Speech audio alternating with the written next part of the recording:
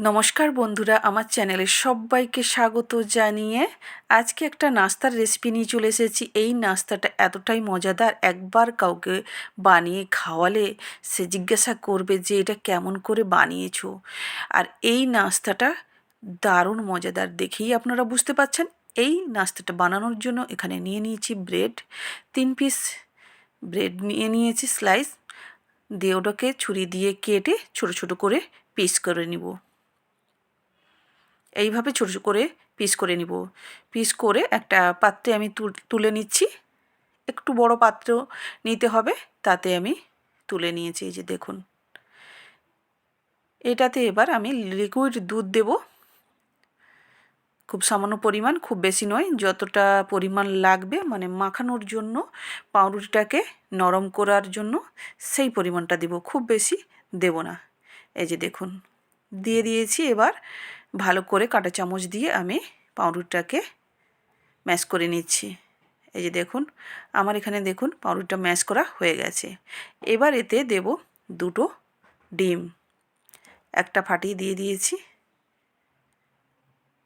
আর একটা এই যে ফাটিয়ে দিয়ে দিলাম। 2টো ডিম দিয়ে আবার ভালো করে কাঁটা চামচ দিয়ে মাখিয়ে নেব।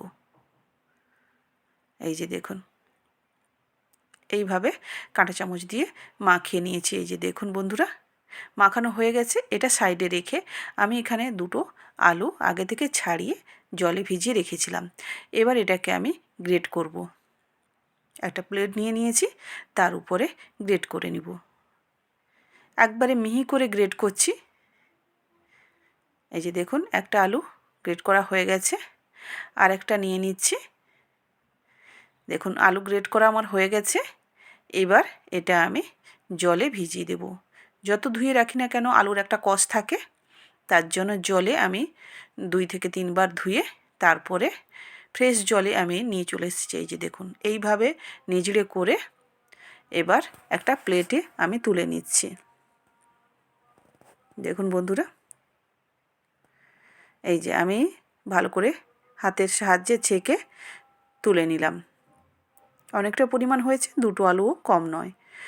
এবার এটা আমি দিয়ে দিচ্ছি ব্রেডে। এবার ব্রেড দিয়ে করে ভালো করে আবার কাঁটা চামচ দিয়ে ভালো করে আমি মাখিয়ে নিব আলুটাকে। এই যে দেখুন, আমার কাঁটা চামচ দিয়ে আলুটা মাখানো হয়ে গেছে। এটা এবার আমি সাইডে রেখে দেব। তারপরে নিয়ে নিচ্ছি এখানে ছাড়িয়ে 2টো গাজর, 2টো গাজরকেও গ্রেট করে নিব। একবারে মিহি করে গ্রেট করছি আমি। এই যে দেখুন বন্ধুরা, এই যে দেখুন, আমার একটা গ্রেট করা হয়ে গেছে, আর একটা গ্রেট করে নিচ্ছি। দেখুন, গাজরগুলো আমার গ্রেট করা হয়ে গেছে। এবার আমি গ্রেটার থেকে করে নিচ্ছি। এবার এটাকে ধোয়ার তো দরকার নেই, গাজর আগে থেকে ধুয়ে রাখলে আর ধোয়ার দরকার হয় না। এবার আমি দিয়ে দিলাম, কাঁটা চামচ দিয়ে এবার মাখিয়ে নেব। দেওয়া হয়ে গেছে। এই যে দেখুন, গাজরটাকেও কাঁটা চামচ দিয়ে খুব ভালো করে মিশিয়ে নেব। এখানে আমার আলু আর গাজর মেশানো হয়ে গেছে। এবার এটাকে সাইডে রেখে একটু পেঁয়াজ ছাই নিয়ে নিয়েছি। পেঁয়াজ পাতা আমার কাছে ছিল না, পেঁয়াজের যেটা গাছ হয়, তার জন্য পেঁয়াজ ছাইটা নিয়েছি। ওটাকে খুব ছোট্ট ছোট্ট করে কেটে নিচ্ছি। এই যে দেখুন বন্ধুরা, আপনাদের কাছে পেঁয়াজের যে গাছটা ওটা থাকলে আপনারা ওটা ব্যবহার করবেন, খুব ভালো হবে। আর এটাতেও খুব ভালো, তবে একটু ছোট্ট ছোট করে কেটে নিতে হবে। এই যে দেখুন, কাটা হয়ে গেছে। আর এই যে এটা আছে, এটাকে আমি আবার ছোট ছোট করে কেটে নিচ্ছি বাকিটাকে। দেখুন, কাটা হয়ে গেছে।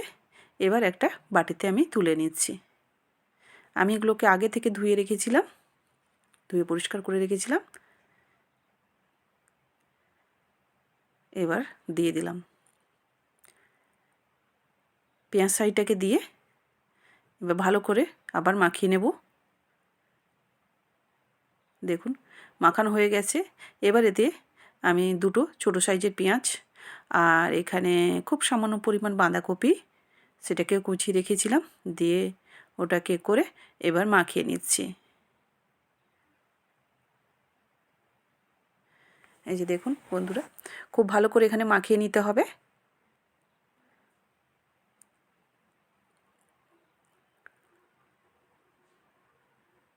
এই যে দেখুন এখানে মাখানো হয়ে গেছে। আমি এখানে আটা ব্যবহার করেছি, আপনারা চাইলে ময়দাটা ব্যবহার করবেন, আর আমি এখানে আটাটা ব্যবহার করলাম। এরপরে দিয়ে দিয়েছি ধনেপাতা। ধনেপাতাটা দিয়ে এবার আবার ভালো করে মাখিয়ে নেব। খুব ভালো করে মিশিয়ে নিতে হবে।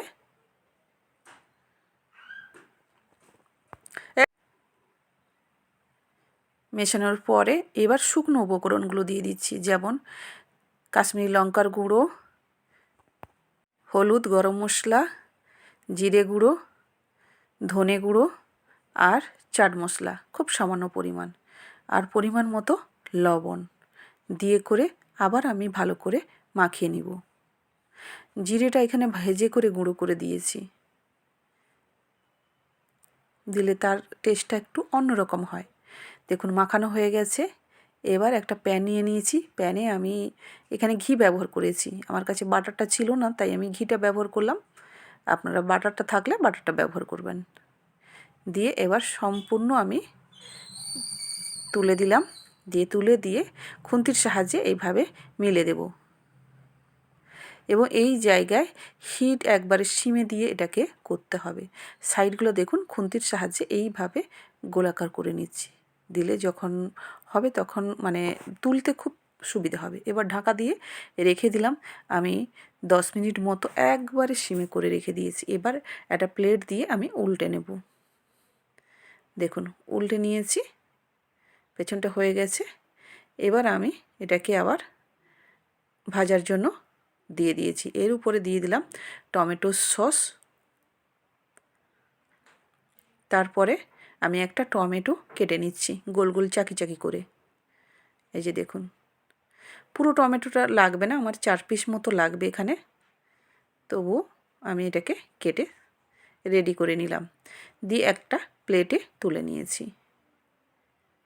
এই যে দেখুন, দিয়ে টমেটো সস যে দিয়েছিলাম, টমেটো সসটাকে খুন্তি দিয়ে খুব সুন্দর করে এই যে এইভাবে মিলে দিয়েছি।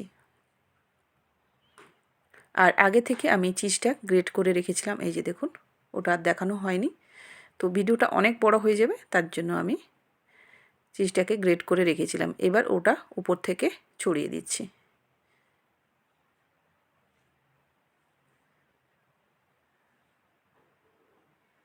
দেখুন আমার ছড়ানো হয়ে গেছে। এবার উপরে আমি টমেটো দিয়ে দেব।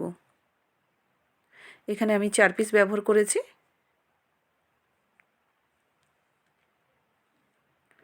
আর এর উপরে হালকা আমি জিরে গুঁড়ো একটু দিয়ে দিয়েছি, তার সঙ্গে হালকা বিট নুন ছিল সেটাও মিশিয়ে দিয়ে দিয়েছি। ঢাকা লাগিয়ে দিলাম।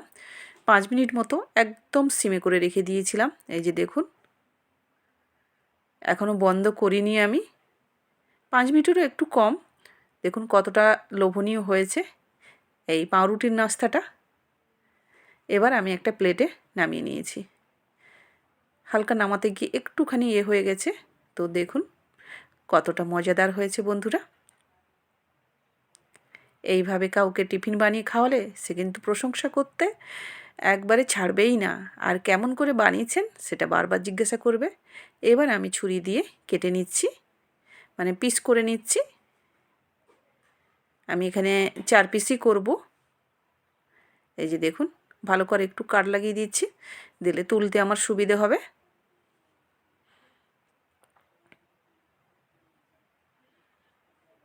এবার আপনাদের তুলে দেখাচ্ছি।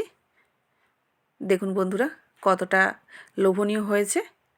কেমন হয়েছে এই টিফিন রেসিপিটা নিশ্চয়ই জানাবেন। আবার দেখা হবে